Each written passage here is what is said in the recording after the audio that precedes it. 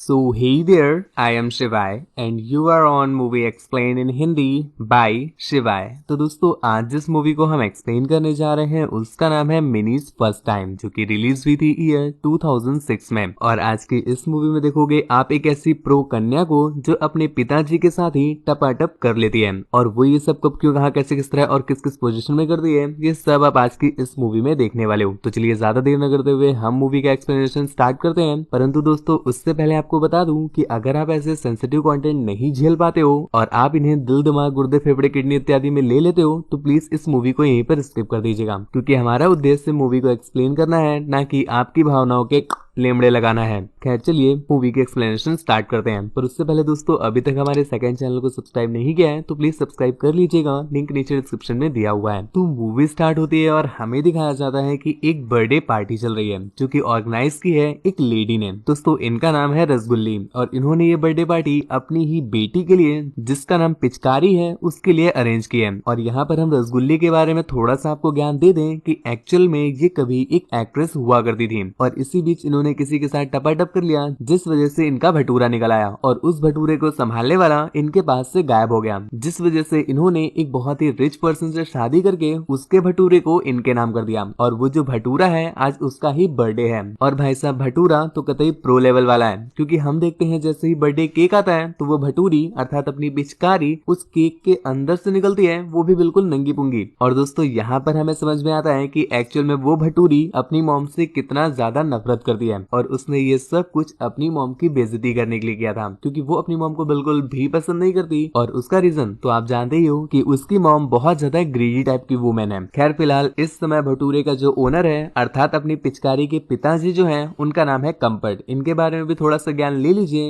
ये अपनी वाइफ से बिल्कुल आगा चुके हैं, कतई तर हो गए हैं चाचा, क्योंकि अब मैडम उनको देती नहीं है और न ही उनसे ठीक से बात करती है, जिस वजह से अपने चाचा को जुगाड़ के लिए 300 रुपए का सहारा लेना पड़ता है। और यहाँ पर बैठे बैठे चाचा अपनी वही बुकिंग कर रहे हैं। खैर उसी दिन दोस्तों हम देखते हैं पिचकारी को, जिसको अचानक से पता नहीं कहां से मूड ये बन जाता है कि चलो आज हम एक पेलन नायिका की भांति जॉब करने जाएं, मतलब ये पेलमवती बनेगी। खैर अब सोच लिया है तो वो पहुंच भी जाती है और भैया जी यहाँ पहुंच करके जो उन्होंने देखा पटके चार हो गई, क्योंकि यहाँ पर कोई और नहीं बल्कि उनके ही पिताजी कंपट बैठे हुए थे। मतलब कंपट जो बुकिंग कर रहा था ना वो कोइंसिडेंटली अपनी ही बेटी को बुक कर बैठे। खैर इस बात से अपनी पिचकारी काफी ज्यादा डर जाती है और डर की वजह से वो वॉशरूम में जाकर छिप जाती है। परंतु जब वो वॉशरूम में पहुंची तो उसके अंदर सुलेमानी कीड़ा काटने लगता है और ऐसी फटी हुई कंडीशन में उसे रोमांच सूझ रहा है अर्थात एडवेंचर दिखाई दे रहा है। वो सोचती है क्यों ना आज अपने पापा के साथ डैडी डैडी खेल लिया जाए, जिसके बाद वो वॉशरूम में ही ये डिसाइड करती है कि पिताजी को बिना पता लगाए ही पेलन कार्यक्रम संपूर्ण करा लेंगे। जिसके बाद वो एक पट्टी लेकर के उनके पास पहुंची भी और उन्हें बांधा भी।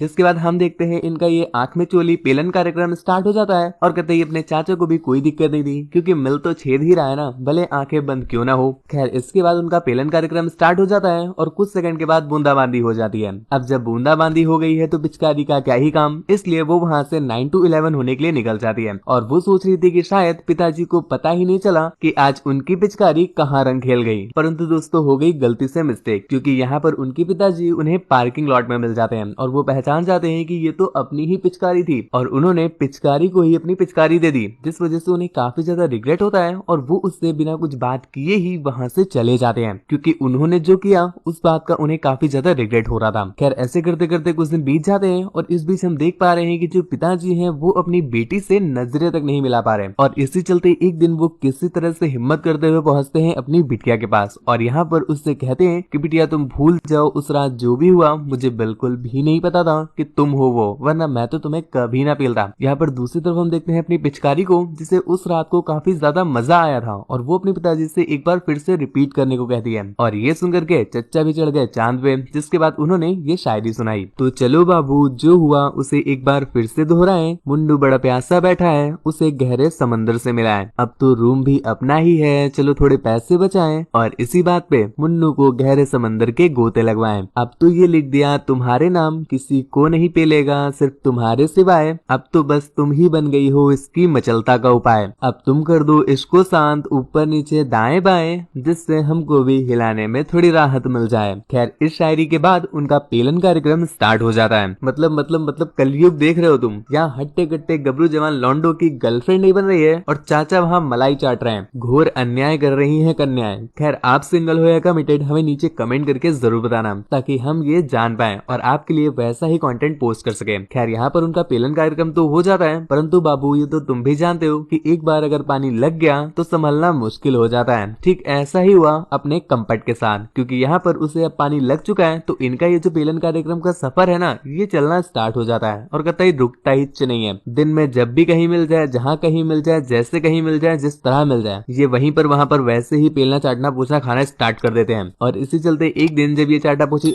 ये नहीं, जब अपने कंपट चाटा पूछी कर रहे थे तो गलती से अपनी रसगुल्ली पिचकारी के रूम में आ जाती है और उसे ऐसा लगता है कि शायद पिचकारी अपने बॉयफ्रेंड को अपने रूम में लेके आई है। तो वो दूर से कहती है कि जब ये तुम्हारा पेलना खाना हो जाए तो तुम अपने बॉयफ्रेंड को पीछे वाले रास्ते से भेज देना, वरना तुम्हारे डैड ने अगर ये देख लिया ना तो वो तुम्हारी तुड़ाई कर देंगे। ये बोल करके वो वहां से चली जाती है और उसके बाद कंबल से अपना कंपट निकलता है जो कि उसके मॉम के इस भोलेपन को देख करके काफी हंस रहा था। खैर ऐसे करते करते कुछ दिन और बीत जाते हैं और यहाँ पर हम नोटिस कर पा रहे हैं कि जो अपना कंपट है उसने जो सफर स्टार्ट किया था वो तो हवस से स्टार्ट किया था, परंतु अब वो उसके लिए प्रेम में परिवर्तित हो गया है और वो अपनी पिचकारी से कहता है कि अब मैं तुम्हारी मॉम को डाइवोर्स देना चाहता हूँ क्योंकि मुझे तुमसे शादी करनी है। यहाँ पर उसकी बिटिया अर्थात पिचकारी उससे कहती है कि मॉम को डाइवोर्स मत दो वरना तुम्हें अपनी प्रॉपर्टी का आधा हिस्सा भी उन्हें देना पड़ जाएगा। हालांकि यहाँ पर अपना कंपट इस बात के लिए रेडी तो था क्योंकि प्यार अंधा होवे है गुरु, लेकिन अपनी पिचकारी उसका कोई भी लॉस नहीं होने देना चाहती थी। तो वो कहती है क्यों ना हम अपनी मॉम को पागल कर दें जिस वजह से आपका डाइवोर्स भी हो जाएगा और उन्हें कुछ देना भी नहीं पड़ेगा। ये बात अपने कंपट को भी काफी ज्यादा अच्छी लगी तो वो पिचकारी के इस प्लान पर हाँ कर देता है, जिसके बाद पिचकारी अपनी फार्मेसी से कुछ दवाइयां वगैरह चुरा कर लाती है और उन दवाइयों को वो अपनी मॉम की ड्रिंक में मिलाने लगती है, क्योंकि दोस्तों उसका प्लान था कि धीरे धीरे करके पागल करेंगे। जिसके बाद हम देखते भी हैं कि उसकी जो दवाइयां थी उनका असर कुछ दिनों बाद स्टार्ट हो जाता है और उस बेचारी की इस पगलेपन को ये बाप बेटी और भी ज्यादा आग देते हैं, क्योंकि वो उसकी मॉम के नाम पर अजीबोगरीब चीजें मंगाया करते थे या फिर कोई भी कांड कर देते थे और उसका नाम अपने मॉम के नाम पर लगा देते थे। यहाँ पर आंटी की हरकतें भी बौरी बौरी जैसी हो गई हैं तो सभी लोग यही सोचते हैं कि शायद आंटी ही ये सब कुछ कर रही हैं। हालांकि अभी तक ये बात लोगों को क्लियर नहीं है, परंतु एक दिन जब ये लोग पार्टी में जाते हैं तो यहाँ पर जबरदस्ती अपनी पिचकारी कुछ ऐसी हरकतें करती है जिस वजह से उनकी मॉम काफी ज्यादा फ्रस्ट्रेट हो जाती है और वो एक बंदे पर अपना गुस्सा उतारने लगती है। यहाँ पर बैठे सभी लोगों को जिन्हें नहीं भी पता था उन्हें कंफर्म हो जाता है कि उसकी मॉम अब सच में पागल हो गई है। इसी चलते एक दिन जब अपनी रसगुल्ली घर में अकेली थी तो ये दोनों बाप बेटी ब्लैक ड्रेस पहन करके आते हैं और उसे एक चोर की तरह डराते हैं। रसगुल्ली भी उनसे काफी ज्यादा डर गई तो वो बचते बचते एक रूम में अपने आप को लॉक कर लेती है। खैर कुछ देर के बाद ये लोग अपनी एक्चुअल ड्रेसिंग में आते हैं और उसी रूम में जा करके अपनी मॉम को चेक करते हैं, जहाँ पर इन्होंने देखा कि रसगुल्ली ने बहुत सारी नींद की दवाइयां खा ली हैं जिस वजह से वो बेहोश हो गई है और वो ऑलमोस्ट मरने ही वाली है।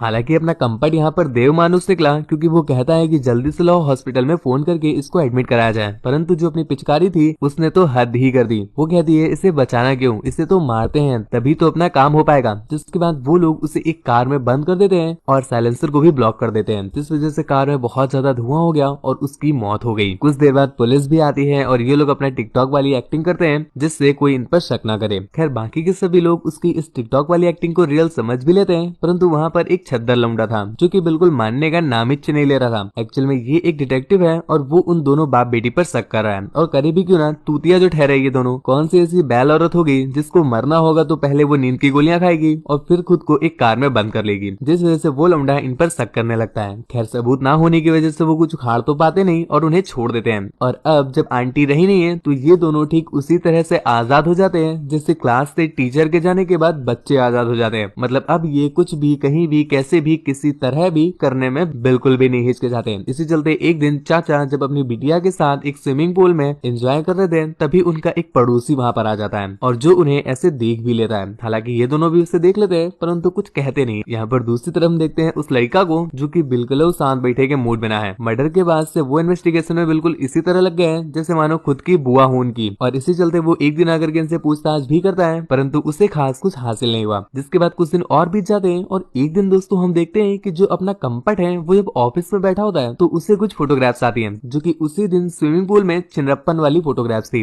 जिसमें वो और उनकी बिटिया अर्थात पिचकारी दोनों मौजूद थे। ये देख करके चीचा का शक सीधा पड़ोसी पर जाता है क्योंकि उसने ही वहां पर उन्हें देखा था, उनके अलावा तो कोई और था ही नहीं। जिसके बाद घर आकर के ये बात सीधा चीचा ने अपनी बिटिया से बताई, परंतु बाबू कहती है कि नहीं ऐसा नहीं हो सकता क्योंकि वो अंकल जी तो बड़े डिसेंट टाइप के थे, वो ऐसा काम कुछ नहीं करेंगे। और उसी दिन हम देखते हैं कि जब अपनी पिचकारी अपने कॉलेज पहुंची तो यहाँ पर उसकी फार्मेसी में वही डिटेक्टिव आया हुआ था और उसने वहाँ की सीसीटीवी कैमरे से ये पता कर लिया था कि ये यहाँ से दवाई चुराती है, लेकिन अब तक तो तुम पिचकारी को जान ही गए हो बउआ। उसकी आदत है कि कहीं भी फंस जाओ मम्मी के लंका लगा दो। यहाँ पर भी वो अपनी मॉम का नाम लेकर के बच जाती है कि उसकी मॉम ही जबरदस्ती उससे ये दवाइयां मंगवाती थी। लेकिन हमने तुमको बताया ना बउआ कि पूरी दुनिया मान जाएगी, लेकिन यो छद्दर लौंडा न मानी। यहाँ पर उसकी प्रिंसिपल भी और बाकी के जितने लोग थे सब उसकी बात मान जाते हैं, परंतु वो छद्दर लौंडा अभी भी मानने को तैयार नहीं था। जिसके बाद हम देखते हैं दूसरी तरफ अपने कंपट को कुछ फोटोग्राफ्स रिसीव होती हैं, जो कि वही फोटोग्राफ्स थी जो कि उनके चुम्मा चाटी वाली थी। अब तो भैया अपने चिचा का जो सबर का बांध था वो बिल्कुल टूट गया और वो सीधा आओ देखते हैं ना ताओ एक जूता लेते हैं फटाहा वाला और सीधा अपने पड़ोसी के घर में पहुंच जाते हैं। और यहाँ पर वो उसको धर जुतियाते हैं, लेकिन जब वो उसको जान से मारने वाले थे इससे पहले ही वहाँ पर पुलिस आ जाती है और चचा के पिछवाड़े में लात मारते हुए उन्हें जेल तक ले जाती है। और यहीं पर एक दिन जब चचा अपनी सजा काट रहे थे तो उनकी बिटिया उनसे मिलने आई और यहाँ पर हम देख पा रहे हैं कि चीचा आज भी उससे अत्यधिक प्रेम करते हैं, क्योंकि उन्होंने अभी तक अपनी बिटिया का नाम नहीं लिया कहीं पर। परंतु यहाँ पर बिटिया जो कहती है तब हमें पता चला कि उसने तो काट दिया, क्योंकि चाचा जब पड़ोसी को जुतिया रहे थे और मारने वाले थे तब पुलिस को किसी और ने नहीं बल्कि अपनी ही पिचकारी ने बुलाया था। और वो जो फोटोग्राफ्स उसे रिसीव हो रही थी वो उसका पड़ोसी कभी भेज ही नहीं रहा था, वो तो उनकी ही बिटिया अर्थात जो पिचकारी थी वो ही उन्हें भेज रही थी ताकि वो अपने पड़ोसी को मारने जाए। और अभी तक ये जितनी भी प्लानिंग हुई है ये सब कुछ उनकी बिटिया ने ही की है, क्योंकि उसका इंटरेस्ट अपनी मॉम को रास्ते से हटाने में नहीं था, उसका इंटरेस्ट तो अपने कंपट की प्रॉपर्टी लूटने का था, जो कि उसे अब मिल भी गई है। क्योंकि चचा तो रहे नहीं, मतलब जिंदा है, लेकिन अब वो बाहर नहीं रहे ना, तो वो अंदर है, जिसके बाद अब उनकी सारी प्रॉपर्टी बिटिया के नाम हो गई है। ये सुनकर के चाचा का मुंह कतई सड़े करेले जैसा हो जाता है, और हो भी क्यों ना, क्योंकि वो कर तो कुछ सकते नहीं है। खैर यहीं पर मूवी एंड भी हो गई। दोस्तों मूवी आपको कैसी लगी हमें नीचे कमेंट करके जरूर बताना। ऐसी ही और भी ज्यादा इंटरेस्टिंग टपाटप वाली मूवीज को देखने के लिए हमारे इस चैनल को सब्सक्राइब कर लो और हमारे सेकंड चैनल को तो बिल्कुल सब्सक्राइब कर ही लेना, क्योंकि वहां पर गुरु इससे भी तगड़ा तगड़ा कंटेंट आपको मिलता है। मुझसे बात वगैरह करना चाहते हो या फिर मेरा थोपड़ा देखना चाहते हो तो मुझे इंस्टाग्राम पर फॉलो करके मैसेज कर देना। खैर मिलते हैं ऐसी किसी दूसरी इंटरेस्टिंग वीडियो में, तब तक के लिए thank you, bye bye, signing of.